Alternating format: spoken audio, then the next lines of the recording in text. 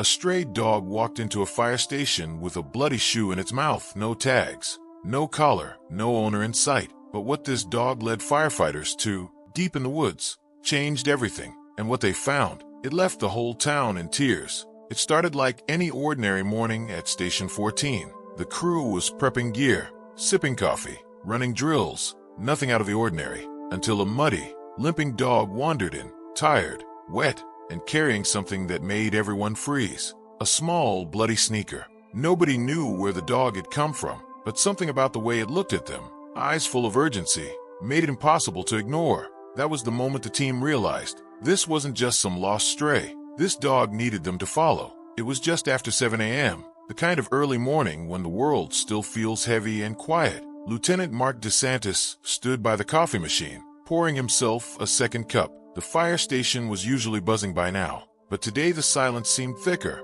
almost as if something was waiting in the air. Outside, the rain had soaked the streets all night, leaving everything slick and shiny. The forecast promised more showers, a steady drizzle that blurred the edges of the world. Mark took a sip, savoring the warmth against the chill creeping in from the cracked window. Then, a sudden noise cut through the quiet, scratching, soft but urgent, at the glass double doors of the station. At first, Mark thought maybe it was a stray dog looking for shelter, something they'd seen plenty of times before. A scared animal, lost and alone. Not a big deal, right? But when he swung open the door, the sight stopped him cold. The dog standing there was barely more than skin and bones. Its patchy fur was soaked through, hanging in wet clumps. Mud coated its legs and paws, as if it had crawled through the worst parts of the storm just to get here. And in its mouth, Mark saw it immediately, a small shoe. A child's sneaker, blue and white, stained a dark, horrifying red. Blood. The color was too vivid to mistake.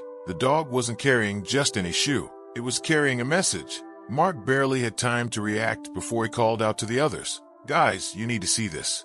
Firefighter Katie was the first to approach, kneeling slowly, so as not to scare the dog away. The others followed, drawn by the tension hanging in the room. No collar, no tags, just a desperate creature, standing there trembling, looking right at them with eyes that held a silent story. There was no barking, no growling, only that steady gaze, that quiet plea for help. Katie spoke softly. "Where did you find this, buddy?" The dog didn't answer. Instead, it stepped back, then turned, glancing over its shoulder as if urging them to follow. Mark felt a knot tighten in his chest. They'd all been through countless emergencies, but something about this was different. This dog wasn't here by accident. It was trying to show them something important. Without hesitation, Mark grabbed the keys to the fire truck. Katie grabbed her med kit. Two others grabbed flashlights, and together, with the dog leading the way, they stepped out into the rain-soaked streets. The walk was slow and careful. The dog moved ahead, checking behind often, making sure they were still there.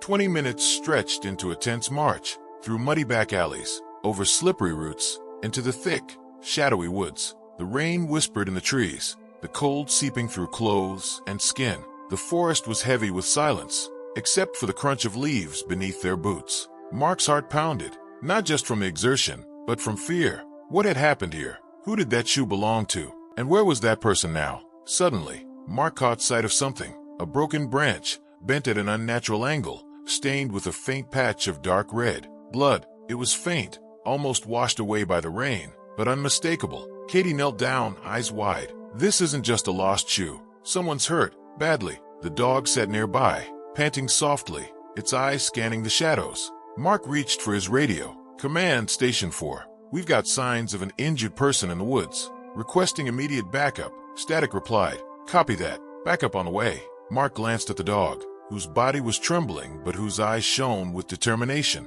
"We're almost there, buddy," he whispered. The rain slowed to a drizzle, but the temperature dropped. Dampness clung to everything. Skin, clothes, even thoughts. The dog's breathing was ragged now, but it didn't stop. The trail was growing more tangled, the underbrush thicker. Each step forward felt heavier than the last. Mark could see the strain in the dog's legs, the way it limped slightly, but pushed on. "We need to keep moving," Katie said, her voice steady but worried. "Whoever's out here needs us." Suddenly, faint but clear, a sound cut through the stillness, a soft, desperate moan. Mark froze. "That's someone," he said quietly. The dog's ears perked, its tail wagging weakly. They followed the sound, each step faster now, driven by adrenaline. Branches scratched faces. Roots threatened to trip them, but no one slowed. Every second counted. Then, through the brush, Mark saw a small shape curled on the ground. A boy, his clothes torn, muddy, soaked through, his face pale, eyes fluttering in confusion and fear. The blue and white sneaker lay nearby, matching the one the dog carried. Blood stained the boy's leg, dried and fresh all at once. Mark dropped to his knees beside him. "Hey, you're safe now," he said gently, checking for injuries. The boy's lips quivered.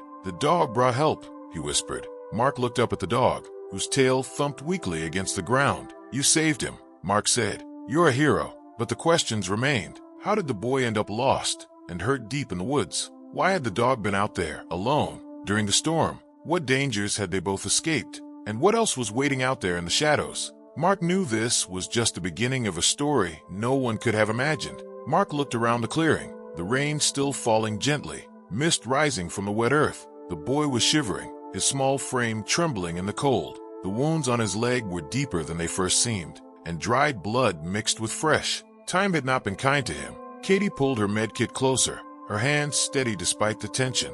"We need to stabilize him fast." As she worked, Mark's eyes never left the dog. The animal's chest rose and fell rapidly, exhaustion written in every movement. Yet, there was no sign of giving up, not even a whimper. The dog's gaze met Mark's, and in that moment, something unspoken passed between them, a silent understanding, a bond forged in hardship. Mark swallowed hard. "You did something incredible, buddy. You saved this kid's life." But beneath the relief, a cold knot of worry twisted in Mark's gut. Who was this boy? How had he gotten lost here, alone and bleeding? Was he running from something, or someone? The questions piled up with no answers in sight. And worse, if someone was out there, waiting in the shadows, how long before they came back? Mark's radio crackled, breaking the silence. "Backup is 5 minutes out," came the voice of the dispatcher. "Good," Mark replied, voice low but urgent. "We're gonna need every hand on this one." He turned back to the boy, gently wiping rain from his face. "You're going to be okay." The boy's eyes fluttered closed, exhaustion taking over. The dog lay down nearby, still watching, still alert despite its fatigue. Mark crouched beside it, placing a firm hand on the animal's soaked fur. "You did all this on your own," he whispered. Then the dog whimpered softly, as if tired beyond words. Mark felt the weight of the moment settle over him, the raw courage it took for a lone animal to fight through storm and cold just to bring help. It wasn't just survival, it was love, loyalty, hope, and in this quiet, rain-soaked clearing, those things mattered more than anything else. But even as the storm began to ease, Mark knew this was far from over. There were mysteries here, things they still didn't understand. Why had the dog been wandering alone in this dangerous place? What had happened to the boy before the dog found him? And most importantly, were they both truly safe now? Mark glanced at the woods surrounding them, shadows lingering despite the dawn. Something had gone very wrong, and whatever it was still out there. As the backup team arrived, Mark took one last look at the dog, a soaked, trembling hero who had walked through hell to save a stranger. The storm was ending, but the real challenge, the one that would test everything they knew, was just beginning. Because this wasn't just a rescue, it was the first step into a mystery that would change their lives forever. And Mark DeSantis was ready to face it head-on. The fire station was buzzing now, but there was a quiet tension underneath it all. The team knew they'd stumbled onto something serious, something more than just a lost kid and a stray dog. Mark sat with the boy in the back of the rescue truck, watching as Katie worked carefully to clean and bandage the wounds. The boy's breathing was shallow but steady. His clothes were soaked and torn, and the chill from the rain clung to his skin like a shadow.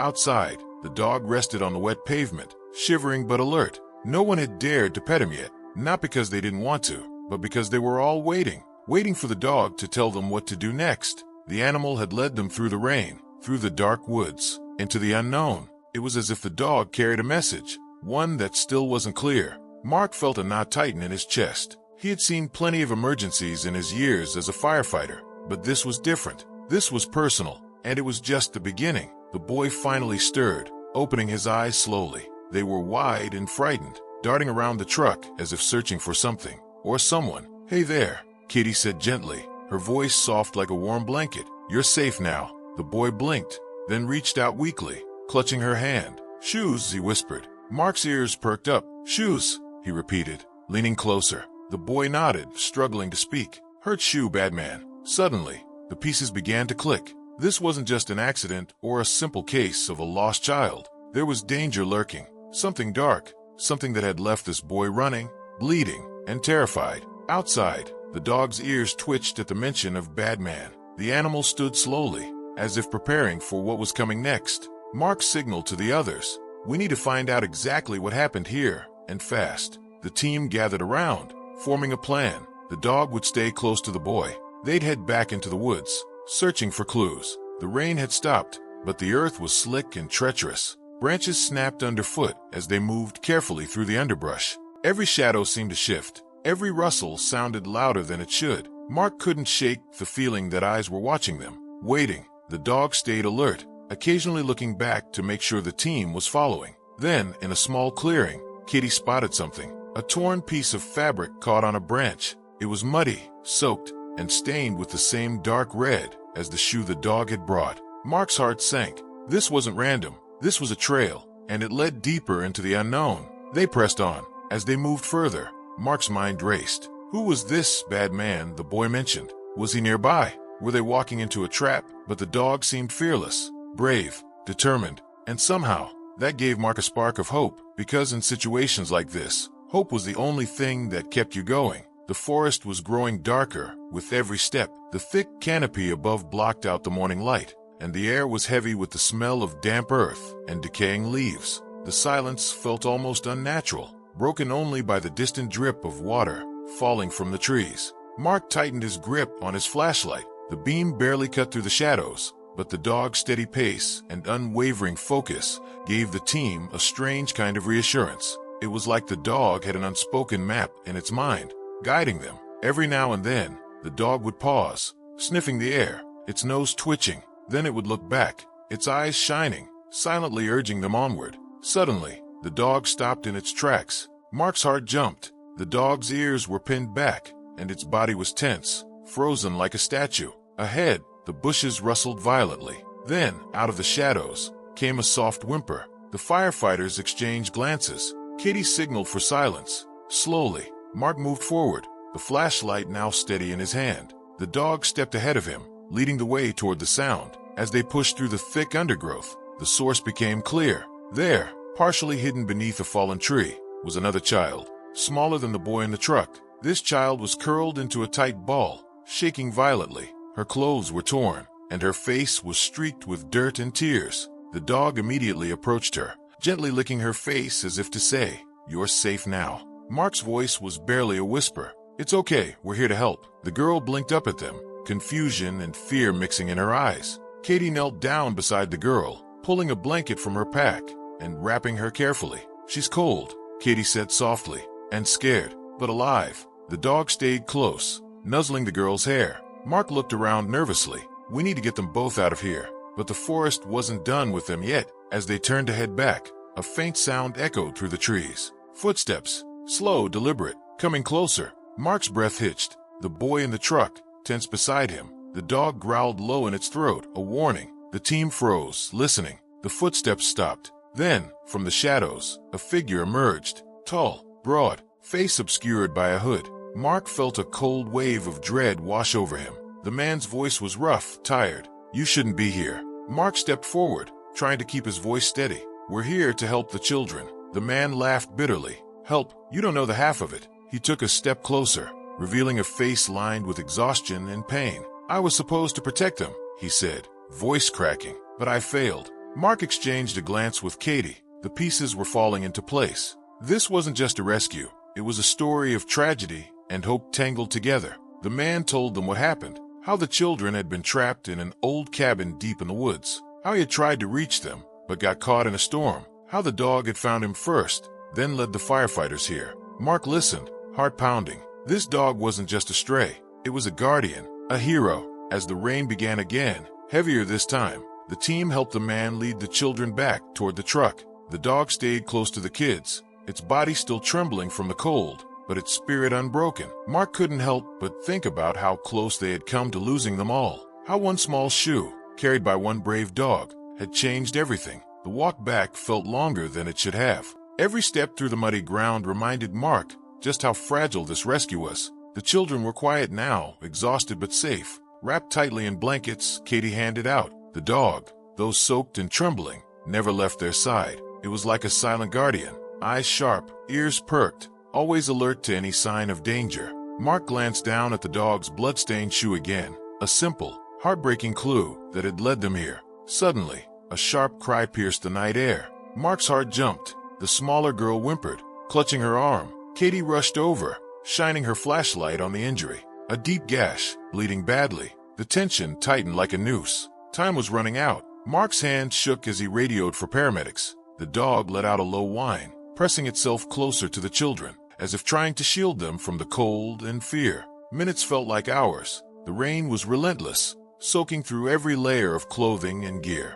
Finally, the wail of sirens cut through the night. Help had arrived. Mark breathed a shaky sigh of relief, but the dog stayed watchful, standing between the firefighters and the unknown dark woods beyond. As the paramedics tended to the children, Mark knelt beside the dog. "I don't know where you came from, buddy," he said softly, "but you saved lives today." The dog looked up at him with tired eyes, tail giving the smallest wag. Mark reached out and patted its head. "Heroes come in all shapes and sizes, don't they?" Back at the station, the team warmed up with hot coffee, but no one could shake the feeling that something extraordinary had happened. The dog, once invisible to the world, had become the heart of their story, a reminder that courage often comes from the most unexpected places. Mark stared out the window, the storm beginning to ease. He thought about that shoe, stained with blood but full of hope, and he knew this was just the beginning. Morning light was barely breaking through the thick clouds when Mark got the call. The voice on the other end was tense, urgent. The hospital had just received a visit from the parents of the missing children. Mark's heart sank. Until now, the kids' fate had been uncertain. The search had been going on for hours, but nothing concrete. Now, everything was about to change. He glanced over at the dog, still resting near the fire trucks, its eyes scanning every movement with quiet alertness. The parents arrived, their faces drawn and pale from worry and sleepless nights. The mother's hands trembled as she clutched Mark's arm. "They were taken," she whispered, voice cracking, "by someone living in the woods, someone no one knew about." The father nodded, eyes haunted. Mark felt the weight of their pain settle deep in his chest. The bloody shoe suddenly made terrible sense. It wasn't just a random injury. It was a cry for help, left by the children in their fight to escape. Mark led the parents outside, where the dog stood quietly, as if understanding the gravity of the moment. He knelt beside the animal and said, "You found them, didn't you? You brought us to them." The dog's gaze met his, steady and calm, tail slowly wagging like it knew it had done something incredible. Suddenly, the reality hit Mark like a wave. This dog, once abandoned and ignored, had become the lifeline that pulled those kids from darkness. As the parents hugged their children tightly, Mark noticed the children's eyes, wide, scared, but alive. The youngest clutched the bloody shoe the dog had carried in that rainy dawn. It was more than a shoe now. It was a symbol of hope, courage, and survival. Mark's throat tightened with emotion. He realized that sometimes heroes don't wear badges or uniforms. Sometimes, they just show up when you need them most, covered in mud and carrying a bloody shoe. The fire station erupted with relief and quiet celebration, but for Mark and the team, this was a moment of profound gratitude. They looked at the dog with new eyes, no longer a stray, but a savior. The town would tell this story for years to come, a story of how a simple, abandoned dog turned into a beacon of hope in the darkest hour.